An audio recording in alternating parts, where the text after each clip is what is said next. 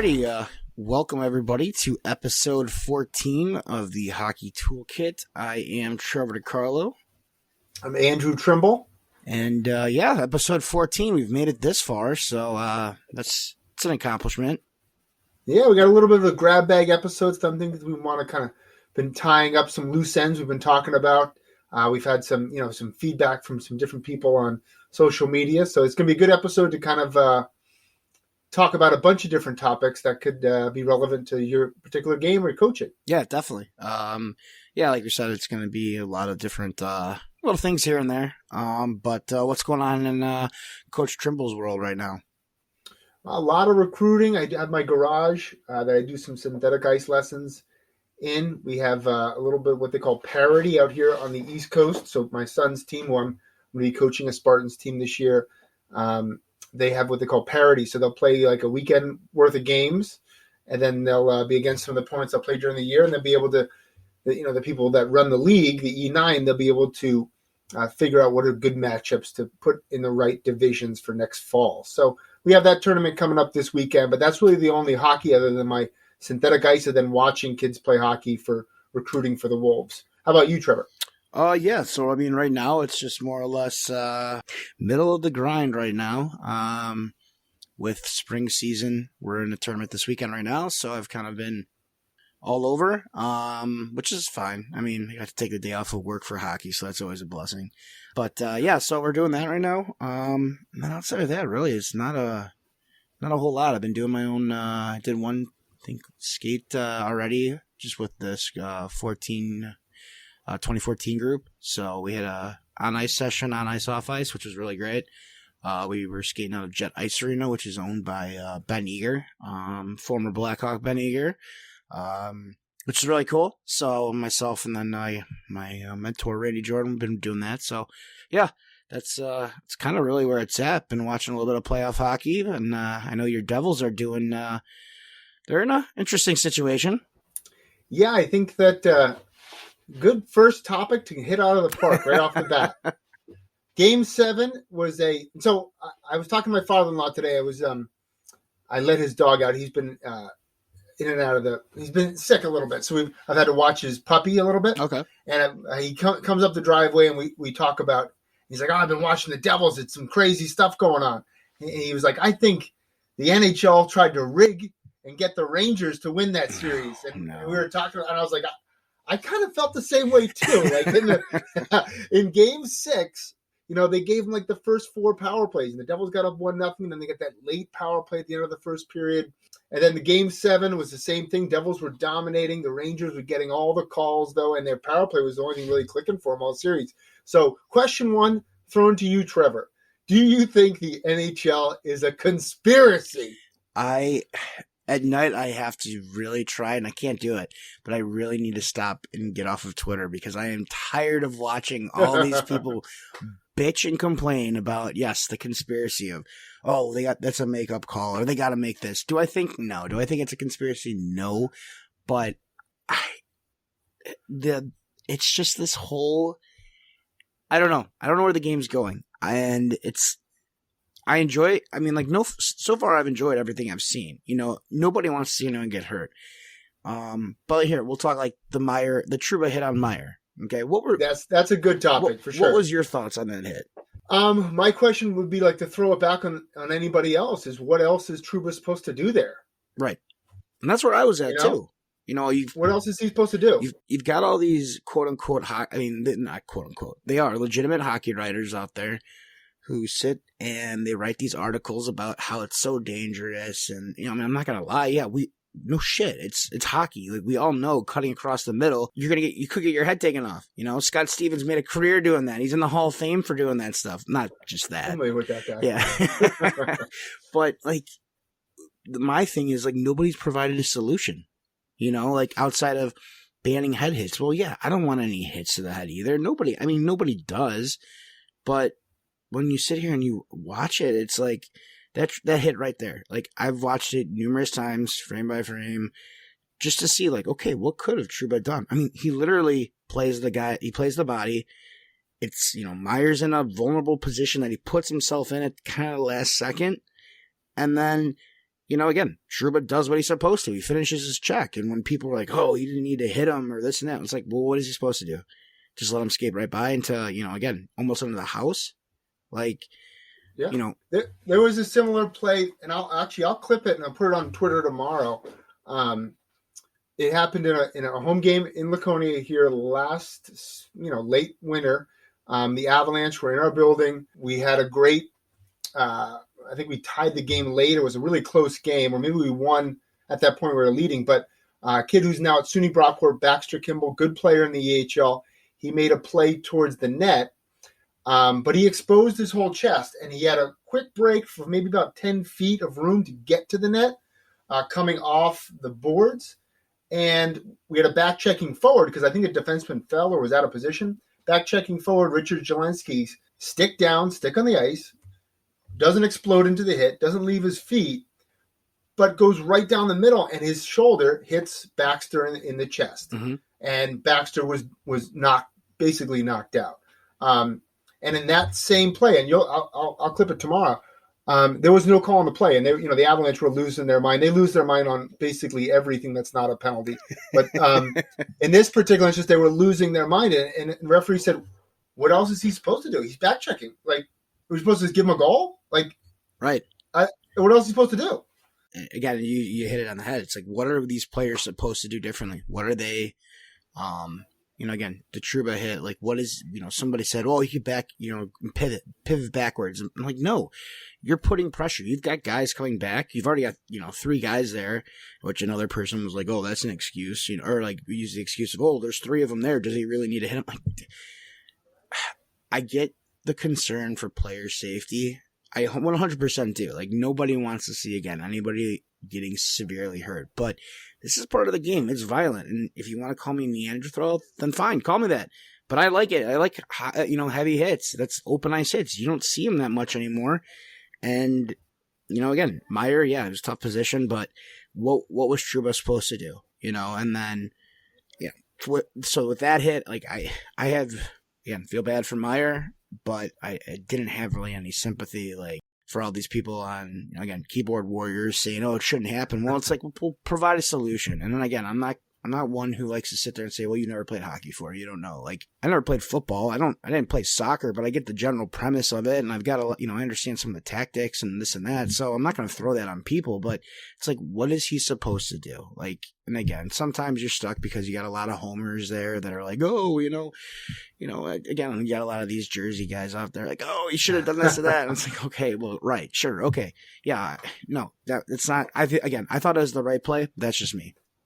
Yeah, I mean, if anything that changes that play to make it a penalty would be if he gets his elbow up, right? Which he makes that initial, which he didn't. If he gets that initial contact from the shoulder, the initial contact was aimed or targeted towards the head, which it wasn't. Which wasn't right. Or if his stick got up, or if he left his feet, he didn't do any of them. No, and that's and the one thing. What are you going to call right? It? And now again, when you were growing up, when you played hockey, when you were taught to check. And when you teach it, at the younger levels, they tell you need to explode through your hit. Now, they're not saying jump, right? They're telling you to more or less bend your knees and transfer your weight through the guy. Like, I mean, that's how we were taught out here. Now, granted, I mean, I had some screwball coaches, but that doesn't mean, But he didn't do any of that. It was stick on the ice, feet on the ice, shoulder trying to go through chest, and it just so happens that Meier's head level, drops. So. Come on! In Chicago, you mean to tell me they don't make you run the gauntlet when you're like, oh god, that was the worst. That was, I mean, don't get me wrong, I loved it, but yeah, that was the worst because I put with a bunch of punks who that's all they did. Yeah. Oh yeah, we ran the gauntlet. That's head contact. If you made any head contact back then, you just shook it off and you kept going, which is not good whatsoever. But I remember like when I first started coaching, it was like. First head coaching of a team was like 2008 or so, and I remember sitting in with an athletic director, and it was my first high school job, and he was like, oh, last year we got to really make sure we take care of that locker room because last year there was like some locker boxing and stuff like that. And I remember thinking to myself, like, geez, these kids seem pretty fun. When- I could get along with these guys. Am I up next? Right. You know, and I get it. Like, we can't be doing that. No, That's absolutely not. you can't do that nowadays. But I remember actually playing like freshman lacrosse, and we used to do like where I went to high school, you had to walk to this army camp to play lacrosse. It wasn't on school grounds, Okay. and that was like that walk to the camp. It was, I mean, it's free for all. You know, I believe it. Yeah. You're dumpster diving. You're doing whatever you can. It's like there's some crazy stuff going on. But we got there, and I remember I was like lined up that day to like I was going to fight Chris Nagaski, and Chris Nagaski was like, well, he could be from Chicago. Yeah. You know? He like a big Polish kid. And I remember we were going at it, and he stepped on my foot like a greasy move. Oh. Stepped on my foot and then buried me and plateaued me. Oh man, turned you into like one Oh, of it those was great. dummies that like just go back and forth, right? And like just get pop it and it pops right back up, pop it again, comes right back up. That's where you were, yeah. Yeah, I was planking there for a minute. Oh man, I mean that's why I stick around. Well, I do it anyways, but even after practices, I would never leave the midgets alone. Like I knew, I'm like, there's not a chance. And I'm like, oh, coach, why are you still sticking around? I'm like, because I know that the type of shit you guys are gonna pull if I'm not here. Like I'm not gonna be the one who's getting dragged into an R&E meeting because you guys decided to screw off. So. You can, and then plus they have all phones too, so they're going to record it all, and then you can't say, well, I didn't see it, it didn't happen, it's just a rumor, because they're going to be recording it for all their friends, and in all fairness, like you can do that at home with your brothers, right? You can leave that away from the ring, not pick on somebody. Well, we had to institute that rule: no cell phones used in the locker room. If you had to text someone or call someone, you had to step out of the locker room because that's gotten out of hand. And that's a subject for another day, I'm sure. But what did you think last night of? Was it last night or 2 nights ago? The Bennett Matt Nyes incident behind the net. Yeah, he follows through there. I mean, he's got to be suspended. I don't know. I mean, comparative to some of the other suspensions, I'd have to like say what that is. But like, you know, I mean, at that point, it's not a hockey play. It's not a hockey play at that point. You know. I don't just. I get where you're coming from. Part of me, it's okay. He's made his check. Taking him to the ice, fine. Like, everyone's saying, oh, he popped him in the face, like back of the head. Like, I didn't think there was a punch, like an actual punch thrown. Does he slam him in the ice? Yeah, I get it. Yeah, he does. But like the outrage again, and it's Twitter, so like, you got to take it for what it's worth. But and again, it's the Leafs fans too. But the outrage on it was just like, you would have thought the guy just got McSorley'd or Bertuzzi'd on it, and I'm just like, oh yeah, like, are you kidding me? Like, okay, so he did get fined for his cross check in front of the net, which rightfully so. That's blatant, clear as day cross check. But I mean, I thought the play behind the net, I thought it was wishy-washy. I didn't think it was as big of a deal as everyone made it. But there's no doubt that the NHLs right now, the referees are under a microscope. When you got Tim Peel out there who's just laughing at everybody on Twitter, who's making comments about, send this to the player safety department. Like, well, what about the big news out here? Everybody's talking about is they're saying the Bruins choked. They're saying the Bruins choked. That's the language they're using. And in my opinion, I've said to everybody, like, that Florida team, I didn't want to play that Florida team, at any point. I mean, that's a good, deep team that's got really, really competitive players. Like, if you got guys like Ekblad and you got, I mean, Kachuk has been playing out of this world, and then they're getting good goaltending. That's a dangerous team. And I don't think in any context it's a choke. Yeah. I mean, they should have won this series on paper, but like the games played on the ice. Right. It was a good series. Oh, for sure. And that's why we play the games, and then, it's, Bobrovsky. You ran into a hot goalie. That helps, first of all. And then again, as you said, they've got good depth. They've got guys that want to play and that want to win. And I'm not saying take that away from the Bruins. And I wouldn't say the Bruins choked. I mean, their goaltending just wasn't as strong. And, you lose Bergeron for 2 games, right? If I remember correctly. I mean, that doesn't help. Again, yeah, the greatest, they had the greatest season, we could say in the, the salary cap era, for sure. But would I say they choked? I don't know. I mean, Florida's right now taking it to Toronto in the series 2-0. So, yeah. I mean, there's another team that, choked. I think that's a strong word. I mean, if you had to put up those 2 lineups on paper, right, side by side, as you said, you're going to start off your team with Barkov, Kachuk, and Ekblad, or you're going to start it off with Pasternak, Marchand, McAvoy, there's not that much. It's pretty close, there. Right? Yeah. I mean, I think, but where they get the real benefit, the Bruins, is they have that third line has way more skill, right. But those guys didn't play very well. No, they didn't, and it's kind of when I go back and I think about like when the Blackhawks had their runs, like their third lines, even their fourth line. And again, here we go. We talk about. I just brought them up earlier. Like when they won their first cup, their third line was right down the middle was Burish or Frazier.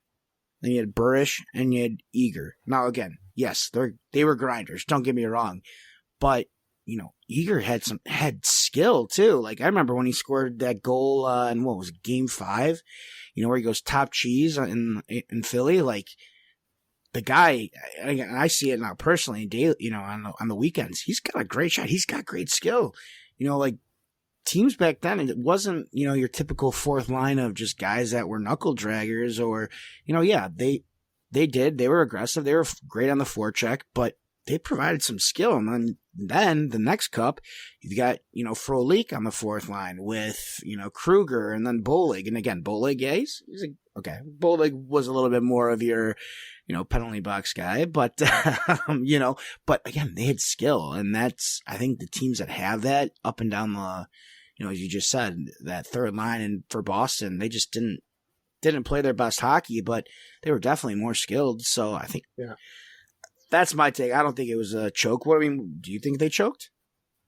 No, I don't think they choked. I think they just ran into, like you said, a hot goaltender and a team that was, may have been ranked lower in the NHL standings, but on paper is just as good. I mean, that's a good team. Right. I mean, the East is tough. They just didn't have as good a year, but like they're a good team. So I think that like a lot of teams are starting to really invest in that a little bit more. I mean, obviously you always invest in that when you didn't have the salary cap. But now teams, they dump so much money in their top guys that they kind of have to neglect their third and fourth lines with just other players who are within their system or young players.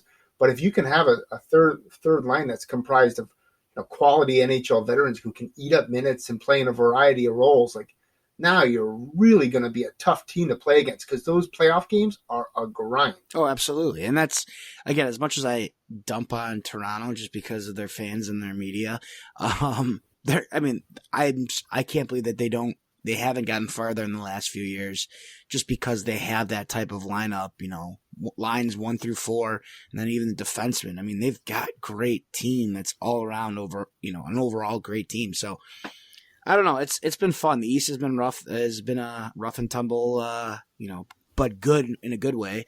The West will be interesting, but of course, I'll. It's tough. I know. I would love to root for your Devils, but unfortunately, I do have family in Carolina, and it's like my second favorite team, and so. But it's been a good series there too. So they look pretty good in the game one. I mean, they slowed the Devils down. The Devils, I think, came out a little flat. It was a quick turnaround. They played well in the second period. I thought the Devils had like more of a Devils style second period. So I think the series is going to go deep, but we'll see. I mean, that Carolina team is so seasoned, but they're also like there's no matchup you can really say, oh, it's a clear cut advantage. Like if they put their fourth line out against the Devils' second or third line, they're still going to do really well. Like they're so deep and complete. Playoff hockey is always great hockey, and it's fun, and people get so riled up. And being a Blackhawk fan, I don't have to worry about being in the playoffs probably for another 5 years. But that's when we're really going to know if the NHL is rigged. If somehow the Rangers score Connor Bedard, right. Then we got a conspiracy going. That's for sure. Well, that'll be the best birthday present if I find out the Blackhawks get the first pick, because I'll be very happy on Monday if it happens. But I don't know. I mean, honestly, I kind of hope they don't, because I'm sick of. I don't like tanking. I think it's a coward's way out. I respect the teams like, again, the Bruins, unfortunately not this year, but the Penguins, who have had these top players, but they've found ways to continue to win. Like, I'm tired of watching teams like the Oilers, who lost so many. I mean, look at the first round picks. Like, half of them aren't even in the league anymore. And if they are, Yakubov's playing in fucking Russia right now, and God knows where. I don't even know if he's in Russia right now playing. I have no idea where that goes. So I'm tired of seeing these teams, tank, and I'm not happy to be a Blackhawks fan right now. I think tanking's dumb. Now, 5 years from now, if it works out, yeah, I'll be sitting there like, oh yeah, this is so great. It's great we had our team, but I don't know. I don't like tanking in any sport. I think it's just, like, again, a coward's way out, and it's just, it sucks to be the fan of those teams, I mean. And you look at those drafts too, like, go back 5, 6, 7, 8 years, the consensus number one overall doesn't always pan out to be the number one guy. Like, you can find real gems later in those rounds. I think if you look back even in recent drafts, like the 2020 draft, you had Alex Lafreniere, I think I'm pronouncing that correctly. He had a horrible series against the Devils, and the Devils picked 18th that year and got Dawson Mercer, and he is light years ahead of the number one pick. So, like, yeah, you can tank, but you might lead to more tanking. Right. It doesn't guarantee you're going to get better. No, for sure. Him, I'm trying to think who they picked the year before, the guy who's got terrible skating skills. The forward, damn it, it's the other one. Kako? Yeah. Like, again, he's got, don't get me wrong, both of them, him and Alex, have gotten better, but it's like they're still not, they're not elite. I wouldn't put them in elite. I wouldn't put them as, top first liners, and no. That's what, if you're drafting that high, that's what you're hoping to get. And again, not every draft year is the same, but I don't know. It'll be interesting again. I mean, I hope the Hawks do get the first pick, but I also, part of me hopes they don't, because again, I'm tired of tanking. I think no matter what, Bedard is he's like a McDavid type pick. Yep. He's going to be the clear cut number one, but there's going to be a couple guys later, like the Fantilli kid from Michigan is fantastic. God, he's a man amongst boys, even though he's the boy playing against men. But sorry, go ahead. Yeah, but like you said, there's going to be a number of guys in that first round, this 2023 draft, that you might pick fifth and be like, "Oh, I'm glad I picked fifth." Absolutely. That might be. There's a lot of good guys there. So tanking doesn't always work out. It probably is going to work out whoever gets Bedard, but there's going to be other guys who are going to be pretty close. No, definitely, and you just hope it works out. But talking about retooling teams and stuff, how right now with you guys, we've talked previously with Coach Power. We talked with Neil Ravin about player movement as well. Recruiting and signing. How are the Wolves doing right now with their bringing players in and your tryouts and all that fun stuff? Good. I think every organization is a little bit different. Every junior league is a little bit different. Obviously, at the USHL, you have the tender process and you have the drafting, and the same thing in the North American League. Those are different ways, and every kid in North America wants to play in those leagues. But then you get down to the lower level leagues, and it's a grind. You got to find players, and it's great to have an in-house feeder program. If you have a youth program like an 18s and 16s that can move kids up, or an EHLP or USPHL Elite, whatever it may be, that can help. You can develop players internally, and we've been able to do that successfully. We have a number of players who move up every single year that can kind of, gel in and know the kind of things we're looking for, and so that's where we're at. We've added some nice pieces, but I think the strength of the program comes from that internal movement, because kids understand the program and understand things that we're looking for. One of the big news coming out in junior hockey was the BCHL leaving Hockey Canada. What are your thoughts on that, Trevor? That's huge news. I'm going to be honest. I haven't really followed. I followed it enough, but not enough to know a good amount. But that's. I mean, are they looking to go AAU, or are they looking, kind of like how you guys are, or are they going to be under USA Hockey? I don't know. Again, I saw the news that they were getting out of Hockey Canada, but I don't know what a governing body is going to be overseeing them. So I don't know the governing body, what that's going to look like, but I know that the BCHL has had for several years a significant issue with their tier labeling. You have major junior in Canada, right, which is the top level, but those aren't NCAA eligible players. Right, because they get a stipend. That's right. And then you have at the next level, basically their junior A tier 2 is everybody else except for junior B. So it's the Maritimes League, it's the CCHL, it's the NOJ, right, it's the AJ. OJ, AJ, the Saskatchewan League and the BCHL. But the BCHL really, out of those leagues, is a step above, and they've separated themselves. The amount of NHL draft picks and Division I commits coming out of that league are rival right up there with the USHL. I mean, it's above the North American League in terms of the consistent quality and the longevity of it. Yeah, I'll agree with that. So, like when you have a league like the NOJ competing for players who doesn't have any Division I commits, they shouldn't be on the same level. So the BCHL wanted to separate themselves. And what they also did by leaving Hockey Canada, they were restricted basically within British Columbia and then the American West to recruit players because you divide it up within your geographic proximity. So like, the OJ could recruit out of basically like New York and things like that. Right. But now they can recruit anywhere and they're looking for the best players. So I think that league, which was already outstanding, is probably going to get better. So, I mean, I'll agree with that. They're definitely a step above the NA. I don't see them right. I mean, not right now, definitely not a step. They're even with the USHL, but, I can see them definitely trying to, be that league that's right in between, which it'll be interesting. I mean, as you said, it'll be, now it's that new ground and the fact that they can now basically recruit from anywhere. Do you know if they're going to still be you got to, are they going to cover the expenses or is it going to be you still have to, put up a tuition? I don't know the full understanding. I don't have a full grasp of that tuition model. I know that, the leagues in Canada, they vary all over the map. Yeah, like the AJ's free, whereas the CCHL, you play in there, it's $4,500, which is the same as like playing in many tier 3 leagues in the US. I mean, it's probably a little bit cheaper, but it's not that far off. No, right. So when you compare apples to apples, it's definitely a different league. I know that they can also get a lot of fans out in the BCHL, whereas if you're playing in a league like the OJ, there's a lot of rival hockey in Ontario, so you don't get as many fans.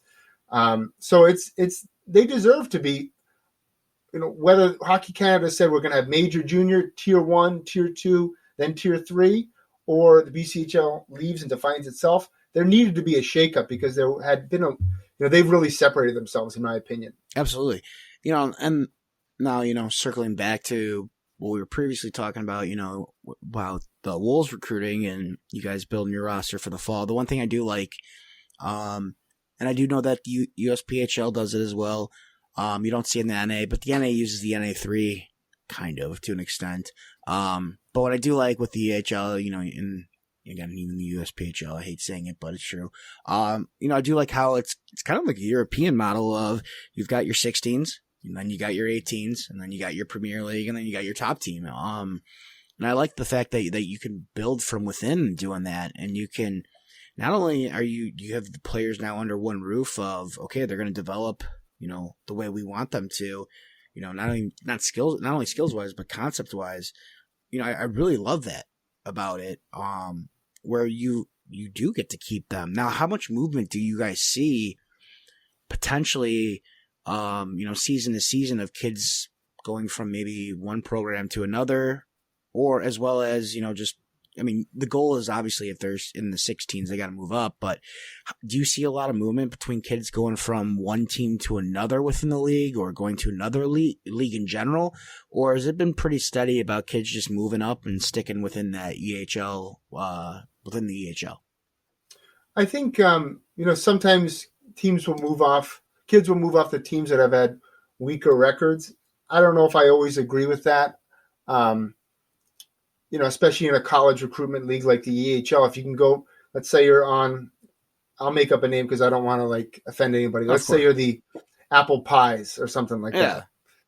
That's close to the a team in the league. So let's say you're the Apple Pies and you didn't have a great year, but you're playing first line minutes and your coach is an advocate for you. Right. To now go to I'll make up another name like the Landslides. Like if you go to the Landslides and now all of a sudden you're trying to get in the lineup, maybe the coach is still an advocate for you. I mean, that coach puts a lot of kids in college, but you probably won't have the exposure that you might get if you just stayed with that team and helped make that team better. Right. I think I think 2 kids, and you see that with the portal too. I think Oh so god. many kids are just willing to jump ship because they had 6 less wins than somebody else instead of making it like taking ownership over your team and trying to improve your team. What are your thoughts, Trev? You brought up the portal, and to kind of like just keep the conversation flowing here. I don't really like the transfer portal right now. Me too. Me either. I think it's kind of a joke, especially when you make a commitment to a school who's going to make. Now again, it gets into that whole like the NIL stuff and all of that. But I'm looking at it in the brass tacks of like when a genuine coach in school commit to you as a player, and they're hoping, and you got guys that are going to be 1 and done or 2 and done because they're that good. But I think the whole transfer portal used to be, if you're transferring, you had to sit out a full year in order to transfer. Yeah. Now it's like, oh, okay, well, shit, my team sucked this year. I'm going to go over here. And again, some kids, if you go to a school and you're not getting what you were told you would get, I totally understand. It's no different than what you're doing and what I'm doing at the youth level and you at the junior level.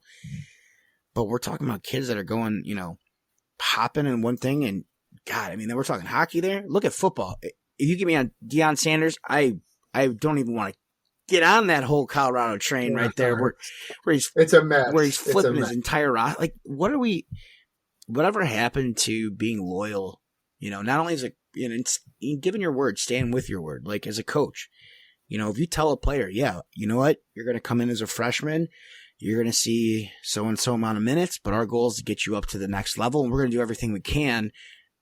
Whatever happened to that actual, it's a commitment. Whatever happened to that commitment and sticking with it?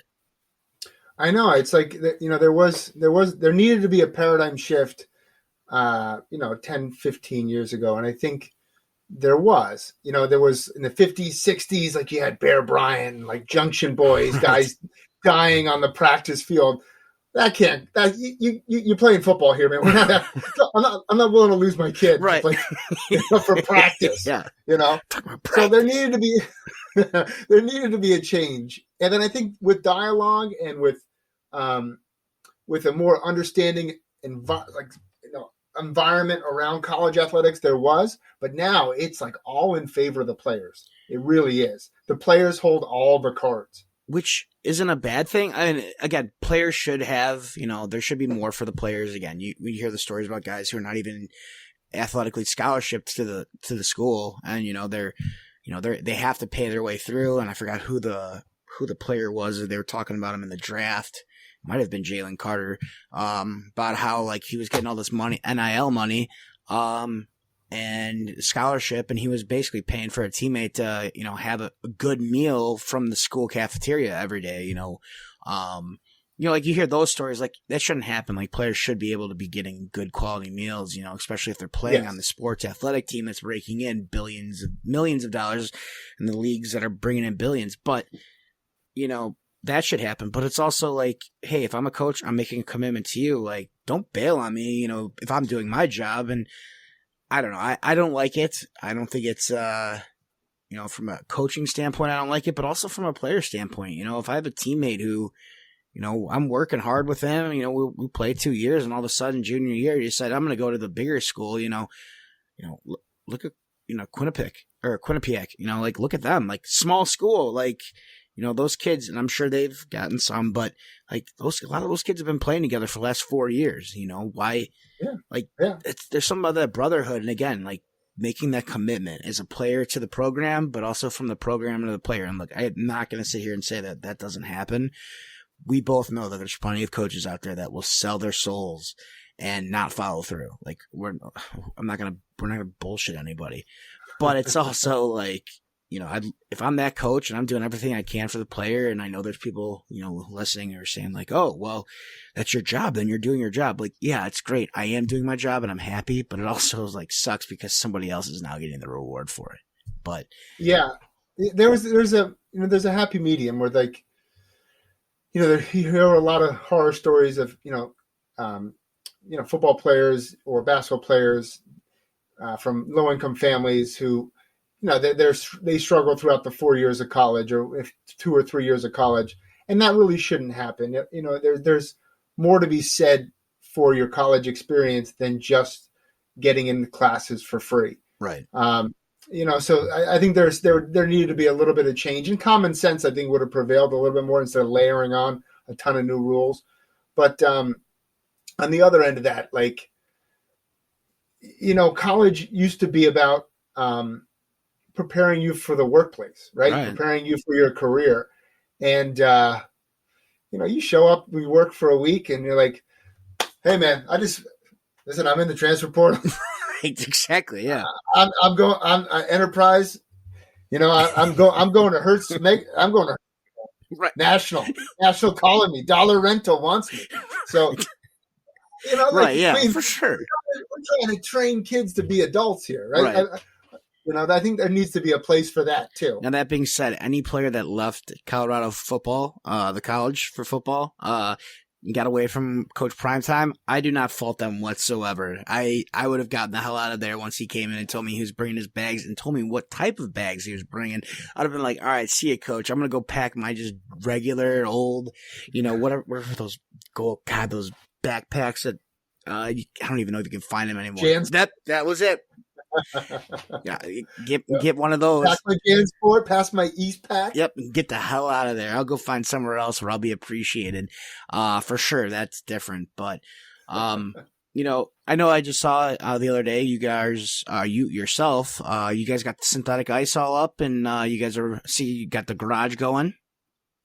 Yeah, so we have our house, and then we have a detached garage, which when we first looked at the house had a big tractor in it. And, I'm a guy from New Jersey. I didn't even know what that thing was. It might as well have been, I don't even know. So the guy was like, do you want the tractor? And I was like, well, maybe, but like, what does it do? And so he ended up selling the tractor. It didn't come with the house, but I had this space that was like pretty sweet. And, actually Josh Gresco, when he was playing in Laconia, he helped me demolish some of the potting shelves that were in there, him and a couple of his buddies. And we turned it into a synthetic ice sheet, and I had a bunch of weight equipment that I picked up off of Craigslist and things like that. And it's a cool little spot. And, over the 10 years or so that I've had it, there's a bunch of kids who played college hockey or even some played some professional. They've been in there shooting and doing stuff, and it's been a good little incubator for kids to get better at hockey. So it's been a lot of fun. And I only really do it for about 3 months. And now I'm at a stage where, and I got a little more stuff going on with my kids. So I kind of have to prioritize that, and rightfully so. But when I do get to squeeze it in, I can run in like to a 3 or 4 hour time block with a bunch of different kids, and I have a lot of fun. No, it looks awesome. And then I saw that you got the floor hockey or road hockey, getting that going. Yep. So we put up the boards the other day, and we're ready to start this Sunday. When this comes out, that will be already past it, but ready to get going on floor hockey, which will be dropping on every Sunday, which I implore every youth hockey program in the country, start thinking about street hockey. We got to get our kids outside doing basically unstructured activities. I mean, I'm going to blow the whistle for line changes, but the kids are playing, and a lot of it they're going to have to resolve on their own. So it's going to be no holds barred out there for sure. You mean having the kids to actually think for themselves and not have a coach screaming and telling them what to do? I know, God forbid. And mom and dad can't sit there and plan. I mean, granted, you have a schedule, but it's not like it's awesome. At the end of the day, what I'm trying to say is it's awesome. That's and I don't disagree. Road hockey, God, I mean, growing up, I remember playing that, the cul-de-sac across the street, and we had kids kids that didn't even play hockey, but we'd all get out on rollerblades and play. No, and you know what? I think parents' involvement has put Milek out of business, and that's a shame. Yeah, because Milek was thriving in the 80s. For sure. Milek pads, those horrible gloves. Remember the gloves? God, yes. The really flat ones. Yep. You had the shin pads that were looked like you were a stormtrooper. Oh, yep. Just let the kids. The awful helmets. Let the kids play. But so with all that being said and done, are you doing anything on ice? Well, we don't have the ice in Laconia right now, so I don't get really back on the ice until I start doing my summer stuff up at Plymouth State in the first week in July. Okay. How about you on the ice? So we do we do have ice going right now. So we do have ice going on right now. I mean, we're still obviously practicing with spring stuff going, and then I've got that studio rink that I'm doing right now. I think I got 4 sessions set. We've already done one, then we got 3 more set up for this month, and then I think one of those is in June, and then probably take like a week or 2 off, and then I'll just do like one every on the Sundays or Saturdays, something like that. Just 1 hour of on ice and then off ice, just to keep the kids engaged, but also nothing, just dropping. But when you guys do your with your camps and stuff, how much of it is focused on your the skating mechanics? Well, you have 1 week that's all power skating, a power skating camp. Okay. Then my full week camp, I really kind of break it up with the morning and the afternoon ice sessions. There's 2 ice sessions. The morning is really focused on skills, whereas the afternoon is focused on really like gameplay. So it's a lot of small area games in the afternoon, or like game situation type things. But really in the mornings, we'll spend over the course of the week probably 4 or 5 hours just on power skating, whether that's with your warm-ups or your line drills or like just the station work. And I think in terms of what I've seen, that's one skill that if kids go to a week-long camp that's just focused on power skating, you can see a tremendous amount of improvement. Like you could go for a week at a hockey camp and you get a little bit better. Yeah. You could go for a week at a stick handling camp. It may not make you score 1 million goals. No, you can go for a week at a goaltending camp, and I don't know what they do over there. But then if you go to a week-long power skating camp, it's an eye-opener, and you can see a tremendous, that kid, now he's getting full extension on his stride. Oh, his posture's totally different. Like you see things that they learned in camp implemented immediately. Absolutely. And that kind of brings us to our 5 myths right there. Like, man, these segues, I am just killing it now. You're good, Trevor. I know.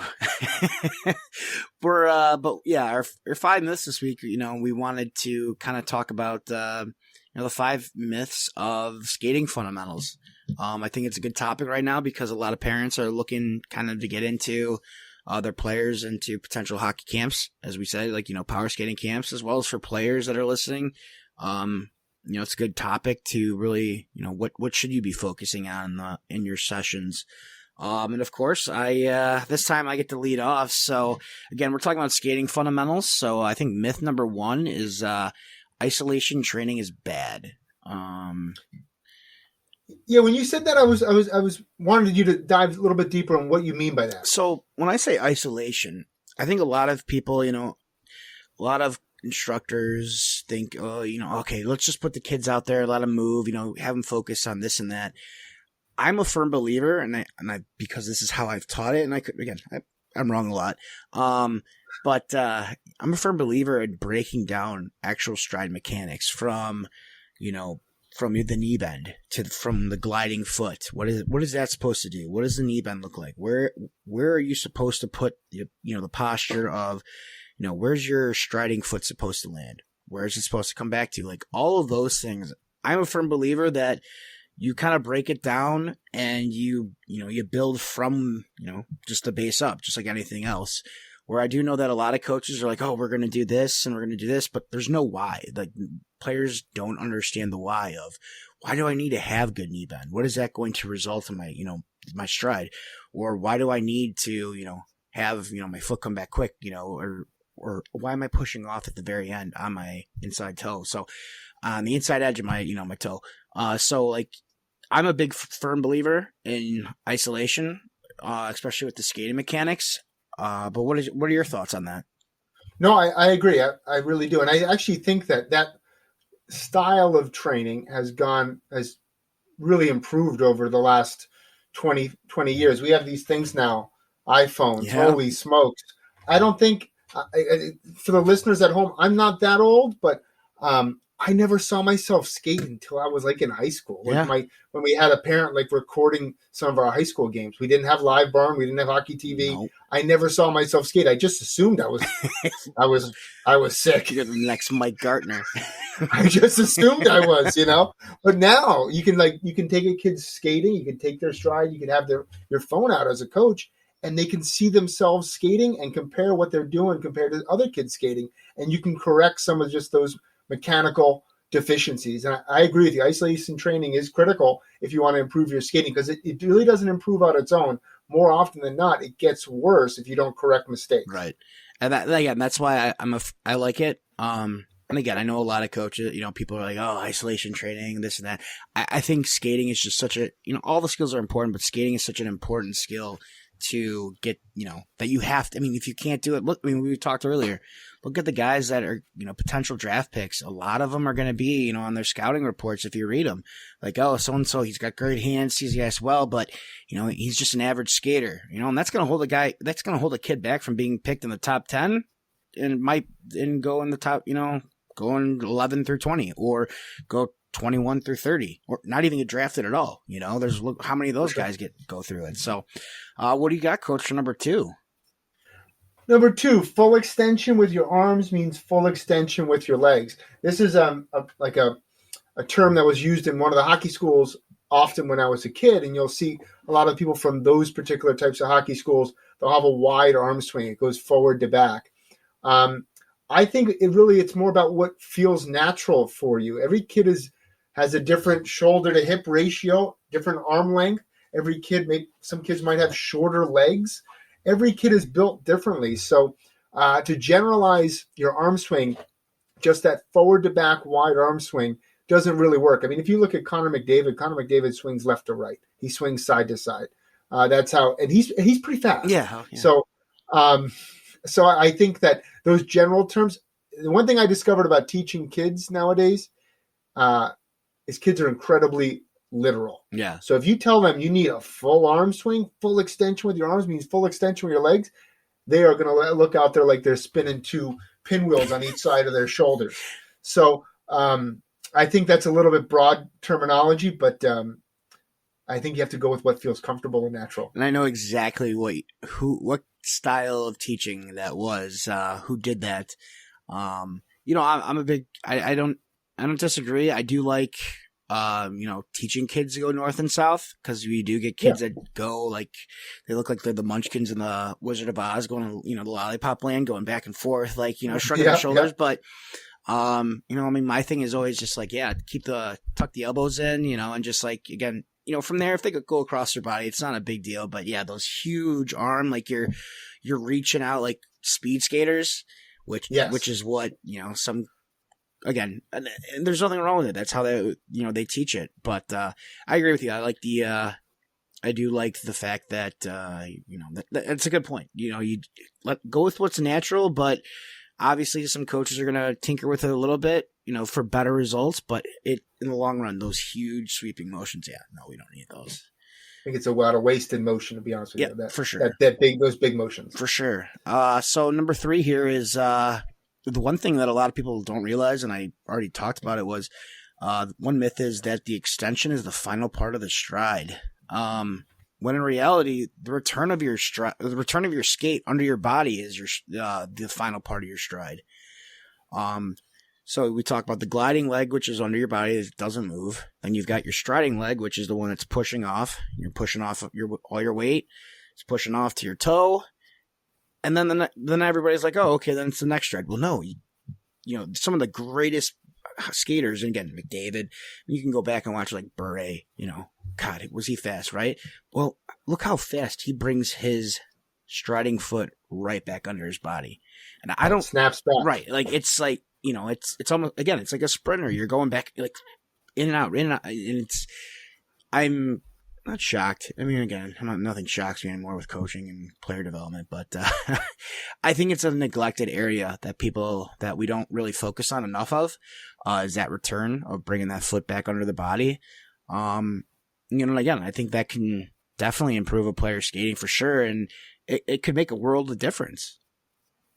I couldn't agree more. I thought you were going to kind of hit on when you kind of wrote that down initially. I thought you were going to talk about the toe flick at the end of a skating stride, which you see a lot of kids kind of pushing off the heel, right, rather than getting a full extension of their foot, which I think is critical. But also, you're right, 100%. That high leg kick instead of that snapping back underneath their body, that slows more kids down than almost any other mechanic. So I agree with you 100%. No, and you're even right with the toe, the flicking of the inside edge of the toe at the finishing there. that wasn't taught to me until I was a second year Bantam, and it wasn't even taught by like one of my coaches. It was taught by like a family member who was like, "Hey, do you do this?" Like, so there's a lot of, again, this is the isolation training, but there's a lot of areas that are neglected, or sure. they're done once or twice. But so that's what I had. Number 4, what do you got, Coach? This is like a little John right here. Get low. Get low. Okay. So a lot of, like I said in my earlier one, kids are incredibly literal. So you say get low to them, and they immediately hinge at their hips, and their head is like looking at the ice. Yep. So coaches, I would just implore you to use different terminology. Talk about knee bend. Yep. Getting your butt down. Yep. That's more important than say get low. Yeah. Because when you say get low, they're going to bend at the hip, and they're going to be looking at the ice. And there's even kids, when you say get low, all of a sudden their knees are now past their shoulders, and it's like they look like they're sumo wrestlers. And Yes. Now again, my Randy Jordan, my mentor, he used the philosophy. He calls it sumo skating, but he doesn't teach it outside the body. He just wants the guys to get, just for the kids to get that image of getting low. And knee bend, again, it's another thing where, you said literal. It's like we need to be specific on what we want, and make sure that, as you said, get low. That could mean anything. It's just like no different when someone says, hey, you got to start skate. Well, yeah, the kid is skating. You want him to move his feet faster is what you want. So why don't you tell him to move his feet faster? Why don't you just shut up and let the kid play? But, I agree. Getting low, that's huge. And again, that's players lose so much potential power and strength on their stride, as well as ability to balance, because they don't bend their knees enough. Yes, absolutely. And then number 5 here, to close it out, was with myself. You're just as fast with a puck. And unfortunately, the fact of the matter is, I don't think I know of any player that's just as fast as they were without a puck as they are with a puck as they are without a puck. And I don't think it's trained enough with skating with a puck. From my standpoint, a lot of times when I see players, the first thing that happens when they, as you just said, when they get the puck on their stick, they're no longer low. They stand up more. Their posture changes a little bit. And I implore players that are out there, coaches that are out there, parents, make sure that your child's working on skating with a puck just as much as without, because it is a little different. Because now all of a sudden you're dragging something with you, and your motion, you have a tendency to stand up more. Now, well, that's going to happen naturally, but we want to make sure we're still staying low. And those kids that just bounce up and down, it's just like, no, try and find a single level and stay there. But that's just my thoughts. No, that's really good. I think it brings up a thing that I try to really kind of incorporate in every practice with youth kids. It's like a 50-50 rule. When they have a puck in their stick, 50% of the time should be maneuvering around an obstacle, and then 50% of the time should be open ice skating with the puck. I like that. Because so many kids, when they're in their stations, they have 2 hands on their stick and they're approaching a cone, or they're approaching some kind of obstacle, and they got to maneuver. But very rarely do they practice like pushing the puck ahead and gathering and gaining speed, or carrying one hand on the puck on their stick, and gaining speed. And a lot of kids don't really develop that skill until they're way later. Whereas when we were playing on the ponds as kids, and we're a little bit more unstructured, you were playing in a game-like scenario. So like you always practice that stuff. So I think that's something that coaches really should think about when they're putting together practice plans. How many times are my kids skating and gathering speed rather than just avoiding or going around an obstacle? It's funny you say that, and I don't remember where it was. It might have been Sports Illustrated for Kids. It might have been the Hockey News growing up. I remember when Gaborik first came in the league, I was still I was a freshman, I think, or around that time. And I remember in there, they was like, oh, what are some tips you have for skating? Because you're one of the fastest guys in the league. And I remember he would say, when he's skating with the puck and he's puts it on his backhand side with one hand, he's actually pushing it out like 6, 7, 8 inches in front of him so he can gain speed. And I was just like, wow, that was like night. It was news to me, and I was just like, wow, why hasn't anyone ever taught me this in all my years of playing hockey? And it was just like, again, there's all these little things that can make a huge difference. So yeah, puck handling, keeping that puck on your stick and knowing how to do it. I love that 50-50. And I know we've only went through 5. I'm sure there's thousands more we could do, but we can always do 2.0. Yeah, we could, but I know you got a Devils game that you really want to watch. So let me. We're recording this on Friday night, right before the game. Give me your prediction, Coach, of what tonight's game is gonna end the final. It's going to be way more competitive. I think the Devils are going to come out with a better understanding of their opponent. Their opponent is a physical, gritty, tough team that's going to attempt to slow them down. I would say the Devils, it's going to be close to this game. It's on home ice, though, in Raleigh, so I wouldn't be shocked if it's like a 3-2 North Carolina win. Going back to New Jersey, but they have a better understanding. They can kind of gear up like they did last round and make it a series when they get back on home ice. All right. What are your thoughts, Trev? You know what? I'm just hoping for a good game. No, I think you're spot on. I do I think this is, you're not going to like it, but I think this is going to be the Hurricane series. But I think this is also building, though, for the Devils, kind of like we talked about earlier with the Blackhawks, like the 08 or the 09 Blackhawks. Like, you had to get past Detroit first. Well, I think for this young Devils team, I think that it's like this is going to be your stepping stone. Like, you might get knocked out, you might not win this series, but it's going to just make you better. So what it just continues to take. But honestly, I will not root against my Devils. I will not agree with you and say that they're not going to win. However, in principle, I do agree with most of what you said, that you need to learn how to lose before you can win. Exactly.